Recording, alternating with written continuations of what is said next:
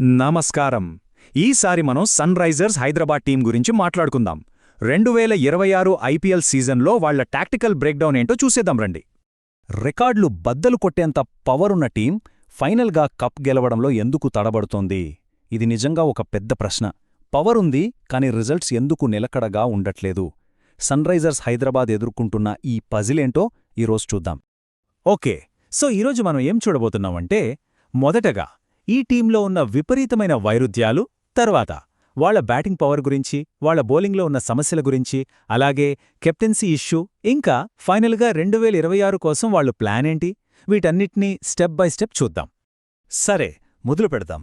Sun Risers Hyderabad ప్రయాణాన్ని చూస్తే నిజంగా ఒక నాటకీయమైన మార్పు కనిపిస్తుంది. కొన్నేళ్లలోనే వాళ్ల టీం ఐడెంటిటీ మొత్తం మారిపోయింది. అసలు ఎలా? ఒక టైంలో ఎస్ఆర్హెచ్ అంటేనే బౌలింగ్, ఎంత తక్కువ స్కోరైనా సరే దాన్ని కాపాడగలరనే నమ్మకం ఉండేది. కాని ఇప్పుడు చూడండి, సీన్ మొత్తం రివర్స్. ఇప్పుడు వాళ్ళు ఐపీఎల్ హిస్టరీలోనే హయ్యెస్ట్ స్కోర్ కొట్టిన ఒక బ్యాటింగ్ మాన్స్టర్ టీం. అంటే బౌలింగ్ మాస్టర్స్ నుండి బ్యాటింగ్ మాన్స్టర్స్గా మారిపోయారన్నమాట. అద్భుతం గదా? వాళ్ల రీసెంట్ పర్ఫార్మెన్స్ చూస్తే ఈ మాట ఇంకా బాగా అర్థమవుతుంది. ఒక రోలర్ కోస్టర్ రైడ్ లాంటిది. చూడండి, 2023లో లాస్ట్ ప్లేస్, ఆ తర్వాత 2024లో ఏకంగా రన్నరప్, మళ్లీ 2025లో చూస్తే ప్లేఆఫ్స్కి కూడా క్వాలిఫై అవ్వలేదు. అంటే ఒకసారి టాప్, ఒకసారి ఫ్లాప్. ఈ కన్సిస్టెన్సీ లేకపోవడమే వాళ్ల కథ. సరే, ఇప్పుడు వాళ్ల బిగ్గెస్ట్ స్ట్రెంగ్త్ గురించి మాట్లాడుకుందాం. వాళ్ల బ్యాటింగ్. అసలు ఆరెంజ్ ఆర్మీకి అసలైన ఆయుధం అదే. ఏ టీంకైనా చుక్కలు చూపించగల లైనప్ అది. ఈ పేర్లు చూడండి: ట్రావిస్ హెడ్, అభిషేక్ శర్మ, ఇషాన్ కిషన్, ఇంకా హెన్రిచ్ క్లాసన్. ఈ నలుగురు కలిసి ఒక విధ్వంసం సృష్టిస్తారు. బహుశా ఈ టోర్నమెంట్లో ఇంత డేంజరస్ టాప్ ఆర్డర్ మరో టీంకి లేదనే చెప్పాలి. 287 ఈ నంబర్ గుర్తుపెట్టుకోండి. ఇది కేవలం ఒక స్కోర్ కాదు, ఐపీఎల్ చరిత్రలోనే ఒక టీం కొట్టిన హయ్యెస్ట్ టోటల్. 2024లో ఎస్ఆర్హెచ్ ఈ రికార్డ్ సృష్టించింది.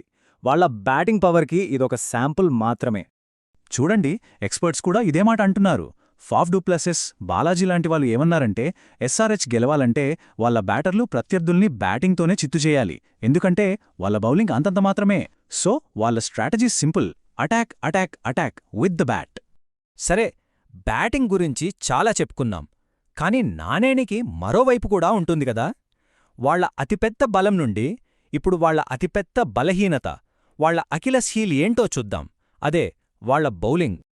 అనలిస్ట్స్ అందరూ ఒకే మాట మీద ఉన్నారు: ఎస్ఆర్హెచ్ బౌలింగ్ లైనప్ చాలా పలచగా ఉంది. అంటే బ్యాటింగ్లో ఉన్నంత డెప్త్ ఆ ఫైర్ పవర్ బౌలింగ్లో కనిపించడం లేదు. ఇదే వాళ్ల మెయిన్ హెడ్ఏక్. ఈ పారాడాక్స్ చూడండి. ఒకవైపు Travis head, Klaasen, Abhishek Sharma లాంటి బ్యాటింగ్ దిగ్గజాలు. మరోవైపు చూస్తే బౌలింగ్ పరిస్థితి ఏంటి? మొత్తం భారం ప్యాట్ కమిన్స్ పైనే. దానికి తోడు మహ్మద్ షమీ లాంటి కీలక బౌలర్ని ట్రేడ్ చేసి వదులుకున్నారు. ఈ ఇంబ్యాలెన్స్ చాలా స్పష్టంగా కనిపిస్తుంది. సో ఇప్పుడు ప్రెజర్ అంతా ఈ బౌలర్ల మీదే ఉంది. ప్యాట్ కమిన్స్తో పాటు హర్షల్ పటేల్, జైదేవ్ ఉనద్ఘత్, శివం మావి, ఇంకా ఇషాన్ మలింగా, వీళ్లందరూ ఎక్స్ట్రాడినరీగా బౌలింగ్ చేస్తేనే ఆ బ్యాటింగ్ లైనప్కు సరైన సపోర్ట్ దొరుకుతుంది. ఇప్పటికే ఉన్న ఈ సమస్యలకు తోడు ఇప్పుడు మరొక పెద్ద తలనొప్పి వచ్చిపడింది: సీజన్ మొదలవ్వకముందే వాళ్ల కెప్టెన్ అందుబాటులో లేకపోవడం. ఇది వాళ్ల లీడర్షిప్కి ఒక అగ్నిపరీక్ష లాంటిది. ఒక్కసారి ఆలోచించండి, టీంకి లీడర్, అలాగే మోస్ట్ డిపెండబుల్ బౌలర్ అయిన వ్యక్తి పక్కకు తప్పుకుంటే ఏమవుతోంది? ఇప్పటికే వీక్గా ఉన్న బౌలింగ్ అటాక్ పరిస్థితేంటి? ప్యాట్ కమిన్స్ లేకపోవడం వాళ్ళ ప్లాన్స్ అన్నింటినీ దెబ్బతీసే అవకాశముంది. కమిన్స్ ఇంజ్యూరీ టైమ్లైన్ చూస్తే మనకు విషయం అర్థమవుతుంది. అతను చివరిసారిగా ఆడింది డిసెంబర్ 2025లో. అప్పట్నుంచే రికవరీలోనే ఉన్నాడు. అంటే ఐపీఎల్ స్టార్టింగ్ మ్యాచ్లకు అతను దూరమయ్యే అవకాశాలు చాలా ఎక్కువ. ఇది టీంకి నిజంగా పెద్ద దెబ్బ. సరే, మరి కమిన్స్ లేకపోతే కెప్టెన్ ఎవరు? ఇద్దరు యంగ్ ఇండియన్ ప్లేయర్స్ రేస్లో ఉన్నారు. ఒకరు 2019 నుంచి టీంతోనే ఉన్న అభిషేక్ శర్మ, మరొకరు తన డొమెస్టిక్ టీం ఝార్ఖండ్కి కెప్టెన్గా ట్రోఫీ గెలిపించిన ఇషాన్ కిషన్. ఇద్దర్లో ఎవరికి ఛాన్స్ ఇస్తారో చూడాలి. ఇన్ని సమస్యలున్నాయి కదా. మరి వీటిని సాల్వ్ చేయడానికి ఆఫ్ సీజన్లో మేనేజ్మెంట్ ఏం చేసింది? వాళ్ల 2026 గేమ్ ప్లాన్ ఏంటి? ఆ బ్యాలెన్సింగ్ యాక్ట్ ఎలా చేయబోతున్నారో ఇప్పుడు చూద్దాం. ఓకే, వాళ్ల ఆఫ్ సీజన్ మూవ్స్ చూస్తే లోపలికి వచ్చిన వాళ్లలో ముఖ్యులు లియామ్ లివింగ్స్టోన్, శివం మావి. వీళ్ళ ఆల్రౌండర్స్, పేస్ బౌలర్. మరి బయటికి వెళ్లిన వాళ్ళు మహమ్మద్ షమి, రాహుల్ చాహర్, ఆడమ్ జంపా.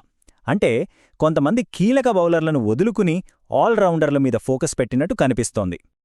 ముఖ్యంగా లియామ్ లివింగ్స్టోన్ రాక వాళ్లకి చాలా కీలకం. ఎందుకంటే అతను ఒక ప్యాకేజ్. మిడిల్ ఆర్డర్లో భారీ హిట్టింగ్ చేయగలడు. అదే సమయంలో అవసరమైనప్పుడు కొన్ని ఓవర్లు స్పిన్ బౌలింగ్ కూడా వేయగలడు. ఈ వ్యూహాత్మక లోతు అనేది టీంలోని గ్యాప్ని ఫిల్ చేయడానికి బాగా ఉపయోగపడుతుంది. So head coach Daniel Vettori strategy మనకిక్కడ స్పష్టంగా అర్థమవుతోంది. వాళ్ల విధ్వంసకర బ్యాటింగ్కు సపోర్టుగా బౌలింగ్ కూడా చేయగల ఆల్రౌండర్లతో టీంని నింపాలి. అదే వాళ్ల ప్లాన్. బ్యాటింగ్కి, బౌలింగ్కి మధ్య బ్యాలెన్స్ తీసుకురావటమే వారి లక్ష్యం. మరి ఈసారైనా సన్ రైజర్స్ హైదరాబాద్ అనుకున్నది సాధిస్తుందా? వాళ్ల ఆల్ ఆర్ నథింగ్ స్ట్రాటజీ అంటే బ్యాటింగ్తోనే మ్యాచ్లను గెలవాలనే ఈ ప్లాన్ ఫైనల్గా ట్రోఫీని అందిస్తుందా? ఈ సీజన్ ఎలా ఉండబోతోందో చూడటం చాలా ఆసక్తికరంగా ఉంటుంది. మరిన్ని క్రికెట్ అప్డేట్ల కోసం లైక్, షేర్ మరియు సబ్స్క్రైబ్ చేయండి.